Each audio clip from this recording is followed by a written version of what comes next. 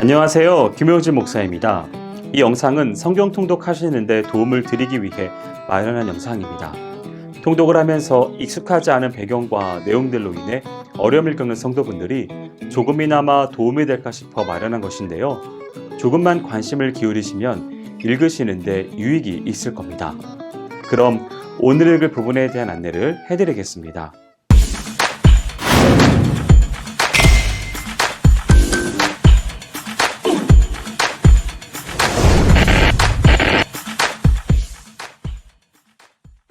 오늘 읽을 본문은 에스겔 24장에서 27장까지입니다. 24장은 끓는 가마 비유와 에스겔 아내의 죽음이 갖는 표징을 통하여 예루살렘에 임할 심판의 결과로서의 처참함을 보다 강조하는 장입니다. 1절에서 14절은 끓는 가마 비유를 통해 지금까지 선포한 예루살렘 멸망에 대해 예언하되 그 범위를 다시 축소시켜 그 심판이 임박해 있다는 경고와 함께 그 심판은 매우 처절할 것임을 밝히고 있습니다.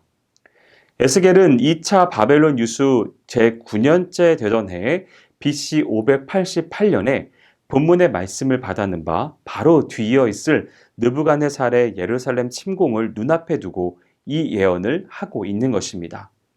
또한 끓는 가마 비유에서 나타나는 하나님의 일련의 기이한 지시는 곧 유다 왕국의 처절한 멸망을 보여주는 상징적 행동으로 이어집니다. 본문에서 나오는 가마는 예루살렘 성읍을 상징하고 가마 안에 각을 뜬 양고기는 큰 고난 가운데 멸망할 유다 백성을 가리킵니다. 또한 가마 안에 찌들은 녹은 유다 백성들이 대대로 저지른 온갖 사악하고 가증스러운 찌든 범죄 행위를 가리킵니다. 그리고 가마에 지펴지는 불은 성읍을 포위하여 예루살렘 멸망에 이르게 할 바벨론 군대를 가리킵니다. 이와 같이 본문의 비유를 통하여 하나님은 바벨론의 군대를 이용하여 유다 백성들을 심판하시고 또한 유다 땅 구석구석에 찌들어 있던 온갖 죄악들을 말끔히 씻기를 원하시고 계심을 보여주시는 것입니다. 15절에서 27절은 에스겔 선지자 아내의 죽음이라고 하는 실제 상황을 통해 심판의 메시지를 선포하고 있습니다. 여기서 에스겔의 아내는 예루살렘을 상징하며 그 아내의 죽음은 예루살렘의 완전한 멸망을 상징합니다. 한편 에스겔은 뜻하지 않게 맞이한 아내의 죽음 앞에서도 결코 울거나 애도하지 말라는 명령을 받았으며 그대로 행합니다. 이는 결국 장차 임하게 될 예루살렘의 처절한 파멸과 예루살렘 거민들의 멸망의 충격이 너무나도 크고 뜻밖이어서 눈물 흘리는 것도 애곡하는 것도 있고 망연자실하게 될 미래에 닥칠 상황을 보여주는 것입니다. 25장부터 32장까지는 유다 주변의 이방 열국들을 향한 심판이 예언됩니다. 그중 25장은 암몬, 모압과 에돔 및 블레셋에 임하게 될 심판이 예언되어 있습니다. 1절에서 7절은 요단강 동편의 아르논강과 야복강 사이에 위치한 암몬 족속 멸망이 선포되는 장입니다. 이는 21장에 한번 언급이 되었던 적이 있습니다. 에스겔 선지자는 본문에서 암몬 족속이 장차 바벨론에 의해 멸망당하고 그 영토는 아라비아 족속들의 손아귀에 들어가게 되리라고 하였습니다. 이들에게 심판이 임하게 된 이후로 에스겔은 유다 왕국이 3년여 동안 바벨론의 포위 공격 아래 있을 때 암몬 족속들이 이를 기뻐하고 날뛰며 유다 백성들을 조롱하고 멸시하였기 때문이라고 말하고 있습니다. 8절에서 11절은 암몬 족속과 동일한 조상을 갖는 모압 족속의 멸망을 선포합니다. 모압 역시 암몬과 마찬가지로 바벨론의 침공에 의해 패망하게 될 것임을 예언하고 있습니다. 본 단락은 모압 족속이 심판을 받는 이유를 설명한 8절과 심판의 양상을 밝히는 9절부터 11절의 내용으로 나누어집니다. 모압이 멸망을 선고받은 이유는 이들이 하나님의 택함받은 유다 백성들과 이방 백성들을 동일하게 취급했기 때문입니다.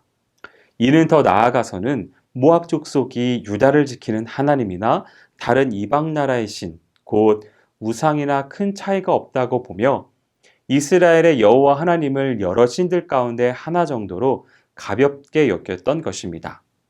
이처럼 우주 만물이나 인간의 모든 역사가 하나님의 주권 아래에서 섭리되어짐에도 불구하고 안타깝게도 그러한 역사의 본질을 보지 못함으로써 하나님을 경멸하였기 때문에 모압 족속들은 멸망을 선고받을 수밖에 없었던 것입니다. 12절에서 14절은 유다의 형제 나라인 에돔 족속의 멸망이 선포되는 단락입니다. 야곱의 쌍둥이 형이었던 에서가 세운 에돔은 야곱의 후손을 세운 유다의 서남 지방인 세일산을 중심한 형제 나라였습니다. 그럼에도 불구하고 에돔은 예루살렘이 바벨론의 3차 침공으로 거의 함락 직전에 있을 때 이 기회를 틈타 오히려 바벨론에게 도움을 주는 반면 유다 백성들에게는 큰 괴로움을 끼쳤습니다. 에돔 사람들은 바벨론이 예루살렘을 포위 공격할 당시 예루살렘 성읍을 탈출하는 유다 백성들을 체포하여 바벨론에게 넘겨주었고, 바벨론이 예루살렘을 함락시킨 뒤 성전을 약탈할 때에 더불어 약탈물을 취하는 극악무도한 죄를 범하였습니다. 그래서 하나님은 에돔을 이스라엘의 원수일 뿐 아니라 당신의 원수라 표현하시면서 당신이 친히 에돔에게 원수를 갚으시겠다고 하셨습니다.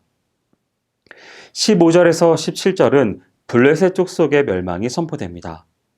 블레셋이 하나님으로부터 멸망을 선고받은 이유는 블레셋이 오랫동안 하나님의 백성 유다를 괴롭히고 멸시하였기 때문입니다. 실제로 블레셋은 아브라함이 갈대아 우르를 떠나 가나안으로 이주하기 이전부터 지중해 상의 섬 그레데에서 이주하여 팔레스타인에 정착해 있었습니다. 그 이후 오랜 세월 동안 지중해 연안 지역을 차지하고 있으면서 이스라엘 백성들에게 큰 위협을 가하고 고통을 주었습니다. 이처럼 블레셋의 패역은 즉흥적이거나 일시적인 것이 아니라 오랜 기간 동안 누적되어 온 역사적인 것입니다. 따라서 이런 블레셋에 쌓이고 쌓인 죄악이 하나님의 진노를 초래했으며 마침내 심판을 받기에 이른 것입니다. 26장은 앞서 암몬, 모압, 에돔, 블레셋에 대한 심판이 간략하게 예언된 25장에 이어 유다의 북쪽에 위치한 두로와 시돈에 대한 심판이 보다 자세히 예언된 26장에서 28장까지의 계시 부분입니다. 1절에서 21절은 하나님의 엄정하신 심판으로 하나님께 패역한 두로가 멸망할 것이 예언됩니다. 두로는 팔레스타인 북부 지중해 연안에 접해 있으면서 무역이 성행했던 상업 도시로서 당시 지중해 해상권을 장악하던 초강대국이었습니다. 이런 두로의 파멸이 28장까지 이어지고 장황하게 언급되는 것은 아무리 초강대국이라고 하더라도 하나님 앞에서 범죄할 때에는 예외 없이 심판받을 수밖에 없음을 교훈하기 위함입니다. 두로의 멸망 이유는 두로가 유다의 멸망을 자기 국가 발전의 기틀로 삼았기 때문이었습니다. 실제로 두로는 중근동 무역 시장의 라이벌이기도 한 유다 왕국이 패망하자 이를 크게 기뻐하며 유다 왕국의 무역 상대국을 모두 자신들의 무역 상대국으로 삼았습니다. 이렇게 이웃의 고통을 외면하고 이웃의 몰락을 오히려 자기 성장의 기회로 삼는 사악한 자는 준엄한 하나님의 심판을 피할 수 없습니다. 두로에게 내려진 심판은 바벨론에 의한 파괴요, 그 땅은 정치적 중요성이나 경제적 효용 가치를 상실하게 될 것입니다. 한편 지중해 해상권을 장악했던 강성한 두로의 멸망은 하나님을 부인하고 두로와 더불어 온갖 죄악을 일삼았던 주변 여러 열강들에게 큰 충격을 주었습니다. 즉 두로의 멸망 소식에 열방들은 크게 두려워하였으며 특히 열방의 왕들은 슬피 울며 애곡하고 크게 탄식했습니다. 그 이유는 이들 열방들이 두로의 멸망으로 든든한 무역 상대국을 상실했기 때문이었습니다. 사실 열방의 왕들은 두로가 멸망할 때 하나님의 거룩하고 선하신 뜻을 발견하고 회개의 기회로 삼아야 했음에도 불구하고 세속적 이해관계와 물질에만 연연한 나머지 하나님의 크신 뜻을 발견하지 못하고 경제적 손실만을 슬퍼하고 있었던 것입니다. 인생 최고의 목적을 세상 물질에만 두는 자는 이처럼 자신의 영원한 생명에 대한 관심보다는 오히려 당장 눈에 보이는 이해득실에 더 큰 관심을 가지며 어리석게 행동합니다. 27장은 두로의 찬란했던 영광과 왕성했던 무역에 대한 회상 및 그렇게 강성했던 두로의 갑작스러운 몰락에 대한 이야기가 담겨 있습니다. 1절에서 25절은 두로가 파멸하기 이전에 누렸던 영화롭고 화려했던 옛 영광을 상기시키고 있습니다. 이는 아무리 아름답고 화려하며 부강한 나라라 할지라도 하나님 앞에서 범죄하며 불의와 불법을 자행하여 하나님의 공의를 거스르는 나라는 결국 영원한 파멸에 이르게 된다는 교훈을 주는 것입니다. 국제무역에 있어서 당시 두로는 지중해와 중근동 연안의 크고 작은 나라들과 민족들을 상대로 각 나라들의 진귀한 물품들, 곧 당시 각국에서 유행하던 온갖 귀금 속에서 생필품에 이르기까지 모든 물품들을 거래하고 있었습니다. 두로는 이렇게 뛰어난 능력과 역량을 가진 초강대국이었지만 두로 역시도 하나님의 백성을 괴롭히고 경멸하며 적대한 결과 하나님의 준엄한 심판을 받아 멸망하게 된 것입니다. 26절에서 36절은 온갖 영화를 누렸던 두로가 예기치 못하게 멸망하게 될 것을 선포하는 단락입니다. 먼저 본문은 두로가 인간이 미처 예상하지 못한 때와 방법으로 갑작스레 멸망하리라고 밝힙니다. 즉 두로는 그들의 주 활동 무대였던 바다에서 파멸하였는데 지금까지 두로의 사회를 부강케 하는 데 주력이었던 지식인, 기술자, 용사들이 모두 죽임을 당하게 될 것이라고 예언합니다. 이러한 사실을 통해 하나님께서는 이 세상의 그 어떠한 존재도 하나님 앞에서는 무력할 수밖에 없다는 사실을 너무나 분명하게 보여줍니다.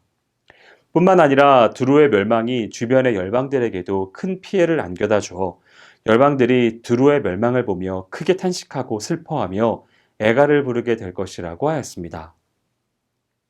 여기까지 에스겔 24장에서 27장까지 성경 통독을 하실 때 도움이 될 만한 내용을 전해드렸습니다. 혹시 이 외에 질문이 있으시거나 나누고 싶은 이야기가 있으시면 밴드나 댓글로 달아주시면 필요한 도움을 드리겠습니다. 그럼 내일 다시 만나도록 하겠습니다. 동독 화이팅 하세요.